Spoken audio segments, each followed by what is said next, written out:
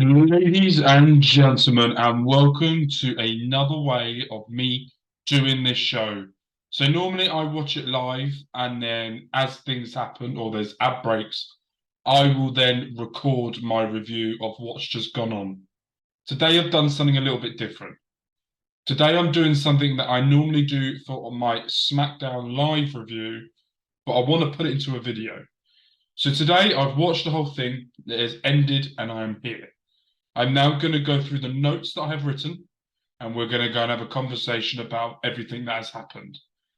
But as you can hear, I've got a real bad chesty cough. Hay fever's playing up, got a chesty cough, and I couldn't do a live because I've just saved every inch of my energy to do this video. But before we get into that, tomorrow night, I will be going one-on-one with Ed Fries on the OLE show takeover, where we will be reviewing NXT and I will be going one-on-one with the big man, talking all things NXT and anything else that pops up as well. So make sure you go over there, subscribe to their YouTube channel, go over to their Twitch at our local establishment, and check me out straight after NXT tomorrow. I will put up the recording of what happens on this channel either later that day or the day after. So you will be able to see how the big man from England goes up against an American, where I will prove why the British are the best. Without further ado, let's get into our Raw review. We kicked off straight away with Rhea Ripley getting her new world title. Exactly the same as what Seth Rollins' title looks like, but it's white. The strapping of that was white. She had quite the adulation from the crowd. They were cheering. Dom Dom comes out, and the crowd change I don't think I've seen before, where they're like, "Hey, oh, fucking boo!" Within minutes, there was no thinking about that. It was the crowd change was quick. It was simple and it was easy, and I thought it was great how Dom Dom can still get that heat for it.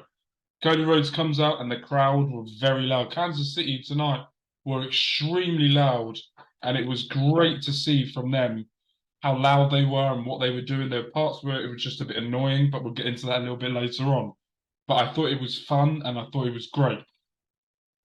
So Cody challenged Dom Dom to a match at Money in the Bank. And it was accepted and it's happening. So at Money in the Bank, we will be getting Cody Rhodes versus Dominic Mysterio. And I'm predicting this now. Dominic Mysterio is going to win because Brock Lesnar is going to interfere and cost Cody Rhodes the win, which will then lead into the biggest brawl that WWE want to do in a very long time at SummerSlam. So I am very interested to see how they do this finish, which then led straight into Cody versus Miz. I thought they were very quick, both got off to a very quick start. I thought you could tell with Cody who his influences are in the ring a little bit more every time. There was a point where he was targeting Miz's knee, and the stomps and the way it was going through, there was a little bit of like a Randy Orton edge to it, and I really liked that. The little bit change up of how he was doing it. And you can tell Cody and The Miz are friends in real life because the way that they sold for each other and the hard hitting moves were extra hard than what they were doing before. And it was great to see. And every time The Miz now does this spike DDT, they really do sell it. And it is great to see how people are now selling that DDT because they really do plant their heads into the top of flop over, especially against Seth Rollins a few weeks ago. I put on this channel what a magnificent match that was. And I thought it was brilliant. But thankfully, Cody Rhodes won with only one crossroads, not the 45 he normally does. And it was great, really good match. Really enjoyed it. I thought both men put up what they needed to do. Yes, Miz lost again, but at the same time, he's doing what the Miz is always good at, and that's putting over talent, and making sure whatever goes on happens. And at the same time, when he's in the ring, he puts everything out there. So I have no worries about the Miz whatsoever.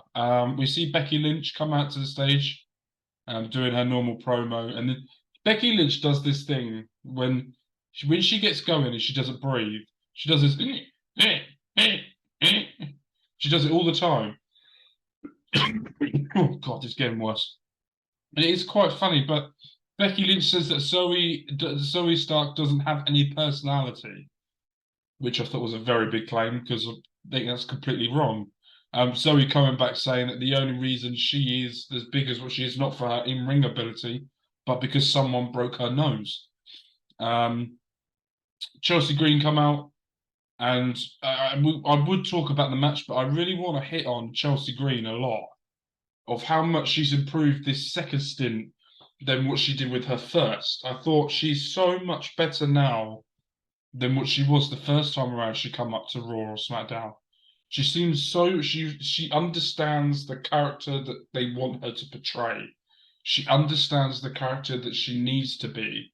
And I think she plays it so well. But then you look at you can look at the character and then you look at her in the ring and she's just brilliant. And I don't think she gets the recognition she deserves with how good she is in the ring. I think she's amazing, and I think she deserves props for what she does. And I feel like she needs to get more adulation for it. And I think if you had to put Chelsea Green or Sonya Deville in the ring, Chelsea Green I think is like night and day compared. But Chelsea Green goes for a roll up, gets kicked out, and it's straight into the arm disarmer for her to win.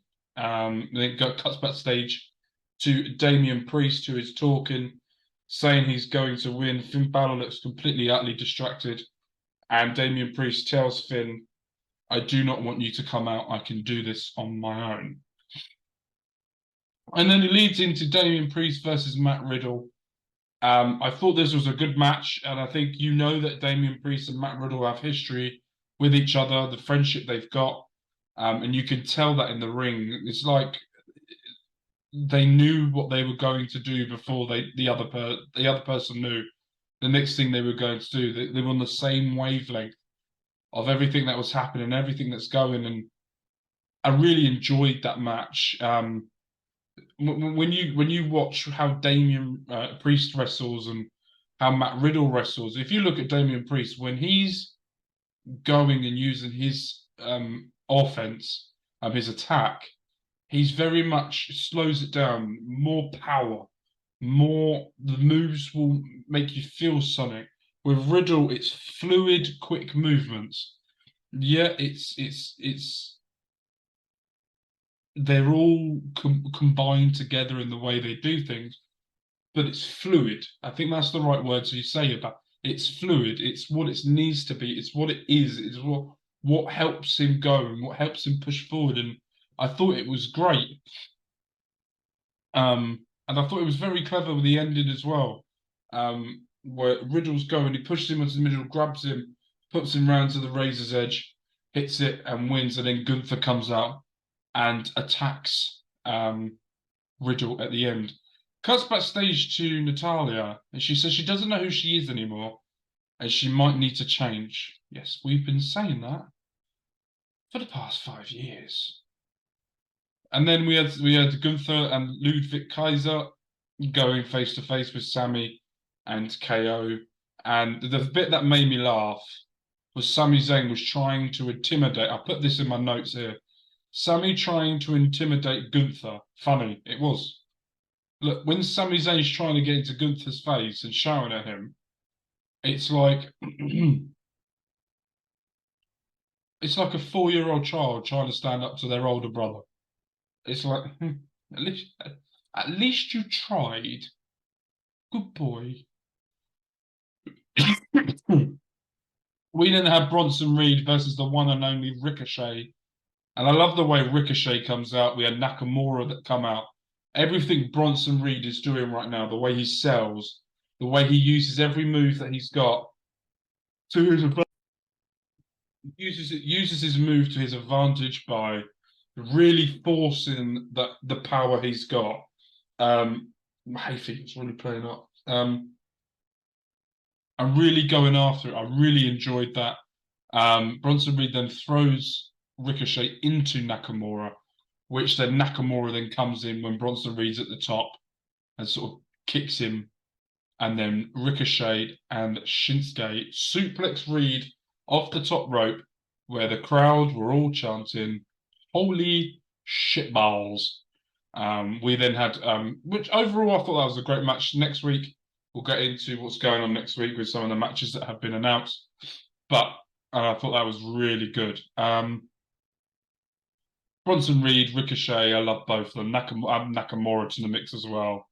And I love that as well. I just think all of them are just brilliant. So for me, I just sat back and really enjoyed, really had fun just watching what was going on. Then we had Finn Balor come out and calls out Seth Rollins. This is the point of the night where I got annoyed. The crowd was so hot for Seth, but the chanting for his music went on for so fucking long. Right? We get it. You know the words. Every time Finn was talking, they kept going louder.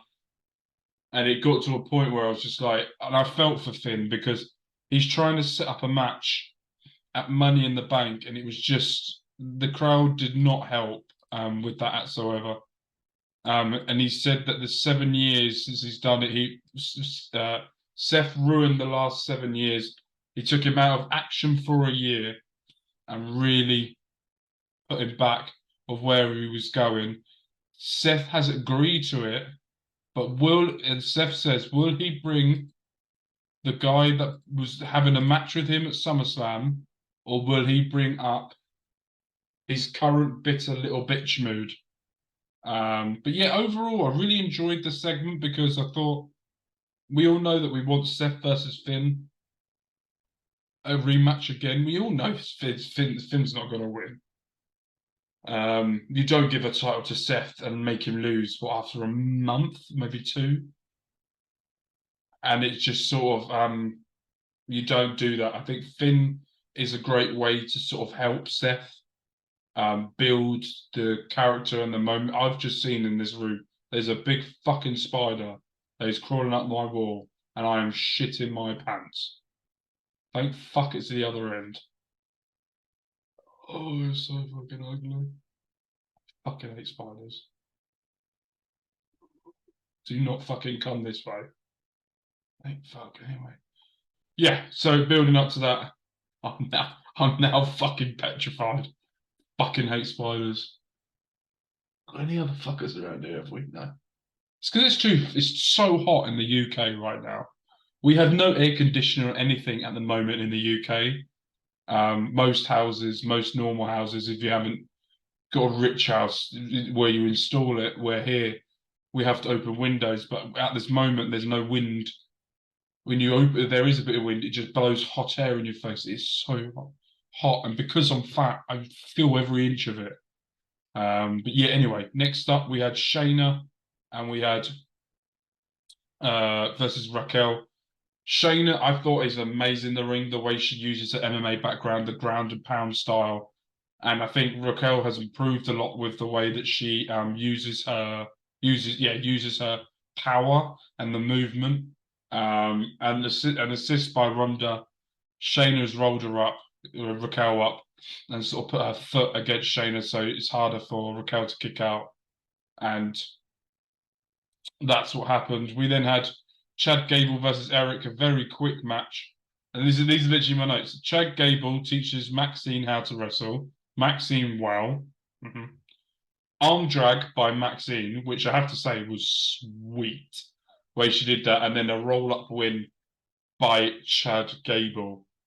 We then go backstage, and I really like Maxine being a part of this and sort of growing and learning and developing, especially under Chad Gable. It will really help her moving forward as well. And I feel she could benefit from this a lot more in the future. She's not going to be WWE champion in the next year or 2. She might be there in 3 or 4 years' time. But to see her develop from scratch is going to be great to see. We then go backstage where JD McDonough is having a one-on-one conversation with Finn Balor, teasing maybe JD joining the Judgment Day. I don't see it happening, and I don't think it will happen. But it gives me a little bit of hope it could happen. Where Priest arrives and he said, and Finn said, when I win the world title, you wouldn't cash on me. Priest said no, but Priest turned around and said, whatever's going on with your head, you need to get whatever's going on out next week at Money in the Bank and make sure the attitude you're doing is worth it. And I think it's right. If you watched the segment earlier in the night, Finn Balor was distant, angry, not wanting to talk to anyone, not wanting to do anything. And I thought it was great to see. Um, as I said, it's one of those things where we know Finn Balor's not going to win, but we know at the same time that Finn is so good in that ring and Seth is so good in that ring that they will support each other in this match. They will both put each other over, and that's what we want to look. And I think this has got a making for match of the night. And then next week, Seth has issued an open challenge, which could be Bron Breakker. It could be Bron Breakker after his call out in NXT.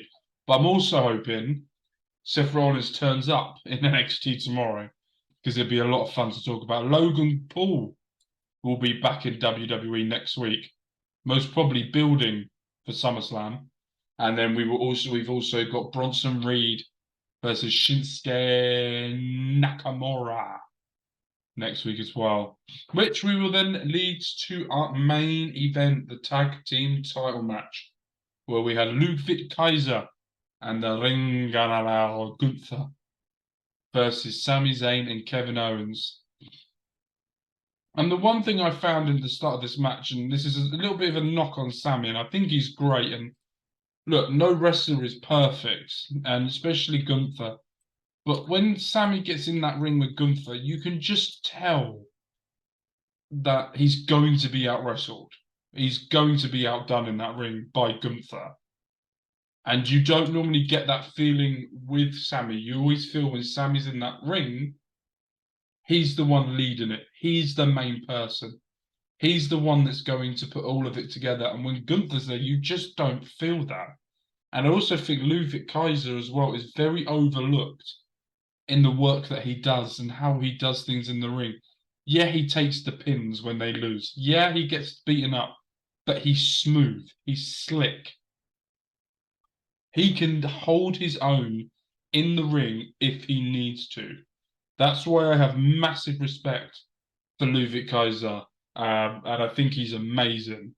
And I think at some point he might be an individual champion, but I really do hope it's sometime in the near future we will see Ludwig Kaiser and Giovanni Vinci as tag team champions moving forward, as well as with Kevin Owens as well. Everything he does, he's so smooth, he's so technical. Even with the big moves, you can just tell, yeah, they're going to hurt, but he's not going to put extra hurt on it. You're there for him. He's there to help you. He's there for it. Matt Riddle then comes out and Gunther just does the biggest boot known to man into Riddle's face and knocks him out. Kevin Owens then DDTs Gunther into this steel ramp, which then Sami Zayn hits the blue thunder bomb onto Ludwig Kaiser, which means he will be going. They have retained their titles. Overall, I thought this was a fantastic match. Really great. Really, everyone was going to do it. The right people won. The right thing happened at the right points for it to sort of all come together and all help. Overall, this Raw was fantastic. Every match had a purpose. Everything in this match had a reason why it was doing it, all leading to something, all leading to what's going on in the future. Let's go back. Look, we're kicking off with Rhea Ripley showing off with her new title. Cody Rhodes, we're picking up. We know who he's going to be facing at Money in the Bank.